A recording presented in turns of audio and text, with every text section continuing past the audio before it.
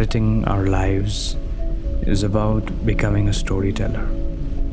And the story is almost always told from a first-person point of view. These first-person stories delicately weaves together the moments that shape who we are.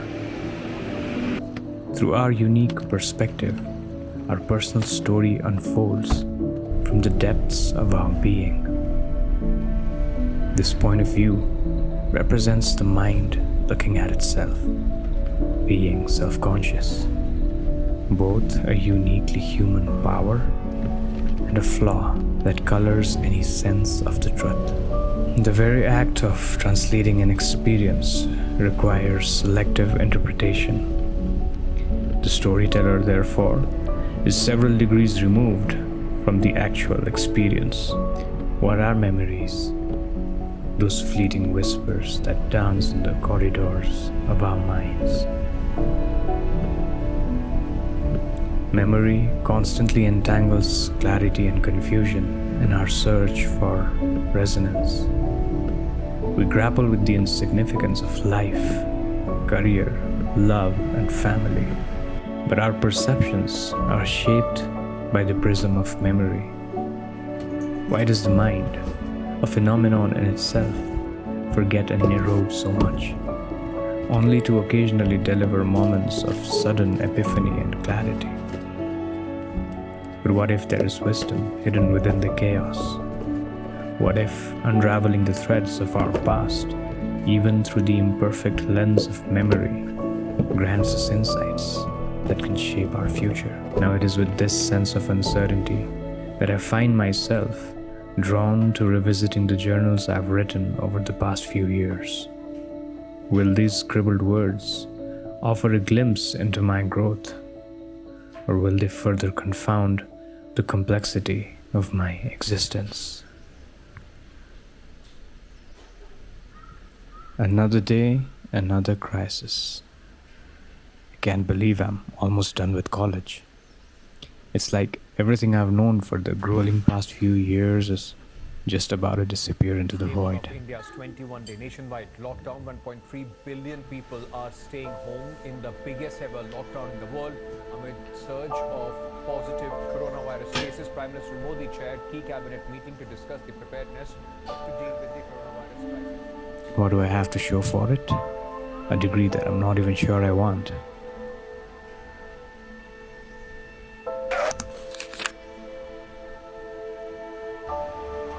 Everyone keeps telling me that I'm going to do great things, but honestly, I'm not so sure. I mean, what if I end up being just another cog in the machine? Another person with a degree and a desk job, living out their days in a meaningless existence. But then again, maybe that's just my quarter life talking. Maybe I'll discover my true passion and become the next Steve Jobs or something. Or maybe I'll end up living in a van down by the river. Who knows? All I know is that the future is a big, scary, unknown thing. And I'm not sure I'm ready for it. But I guess that's just the beauty of life, right? We never really know what's going to happen next. All we can do is throw roses at the abyss. People keep telling me that pursuing creativity as a full-time career is a bad idea, and that I shouldn't put too much pressure on myself. One common word of advice that I've heard throughout my life is that the life of an artist is utterly miserable. You must find a job that pays your bills. Creativity, art, they are reserved for people with too much free time and too much cash in their pockets to fund their creative endeavors. But the thing is, I just couldn't stop myself from making stuff, from creating things.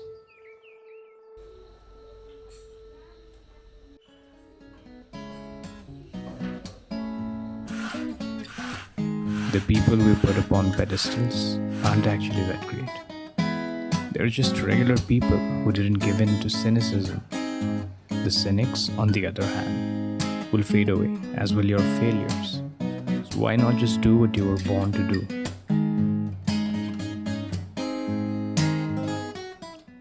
On the flip side though, many say Be an artist. What have you got to lose? But there's plenty to lose. How about your ego, for starters? And don't forget about the opinions of others, the pursuit of perfection, the pressure to conform, and the constant craving for comfort. Well, last night I had some real heart to heart conversation with folks, and my brother dropped some truth bombs on me.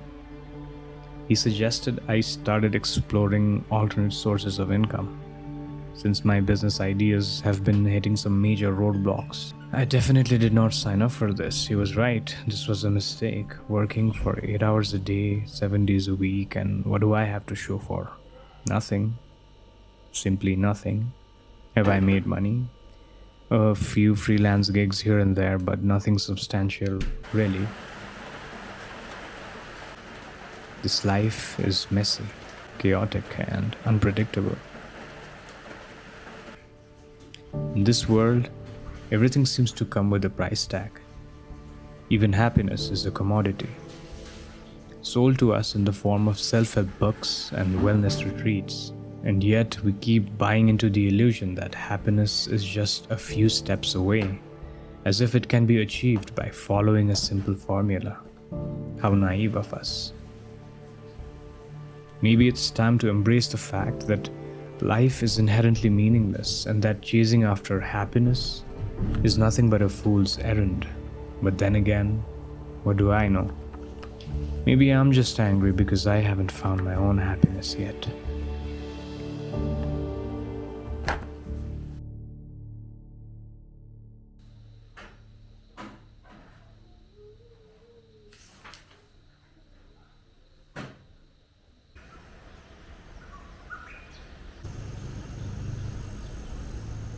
Upon introspection, I have identified several aspects that I dislike about myself, such as my addictive nature and always seeking my next big high. Sometimes I tend to be condescending and preachy, offering unsolicited advice. I struggle to align my actions with my words, rarely following through on what I say.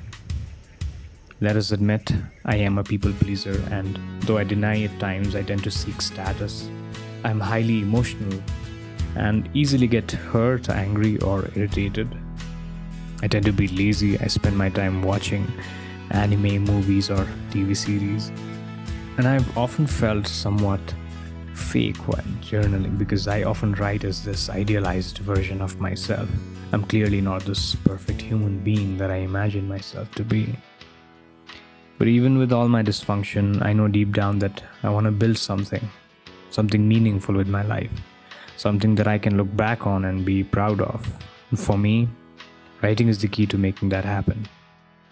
Maybe it's because I'm a bit of a control freak, but I'm always trying to piece together my life and make sense of everything. When I write, it's like I'm tapping into the part of me that can figure things out. It's almost like I'm channeling the great minds who found themselves through their own writing. I have no idea where my future is headed or what's in store for me, but when I write, at least I feel like I'm in control.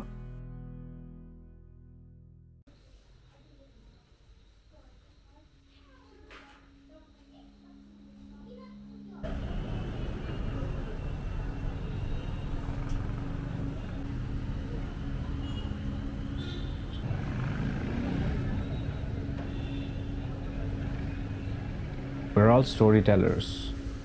Well, in a way at least, whether you like it or not. You are always telling stories, if not to others, to yourself. Stories about whether you're wasting your life or making the most of it. Stories of the past that may choke you in your own vomit, or of better days where nothing will ever hold you back. You can't say that it is the truth, and you can't say if it is false, but that is your story, like I've got mine. Looking back at one sweeping glance, I can see those sleepless nights and days with the looming uncertainty of whether I threw my life on a gamble was all but necessary. I can at least say that I can forgive myself for the horrors of those shitty first drafts. This idea of looking at life as being fundamentally convergent is something that I'm thinking about a lot lately. In his famous Stanford commencement speech, Steve Jobs said, "You have to trust that the dots will eventually connect." And somehow I did just that. What might pass off as naivety at the time was a deep trust in this faint glimmer of freedom and expression, and perhaps that is why I chose to journal. A trusted confidant, if you will, on this somewhat insignificant but personally important journey of mine.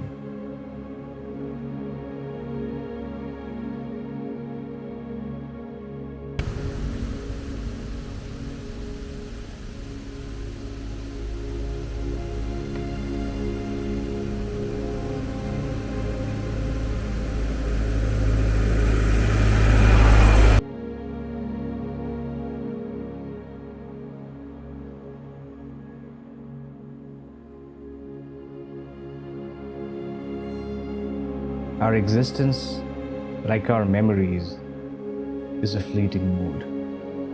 The mind, constructed from language, still dwells in incoherence, a vastness of scattered gibberish, bearing the semblance of reality, whether true or imagined. Memory binds us to nuances and the fog of recollection.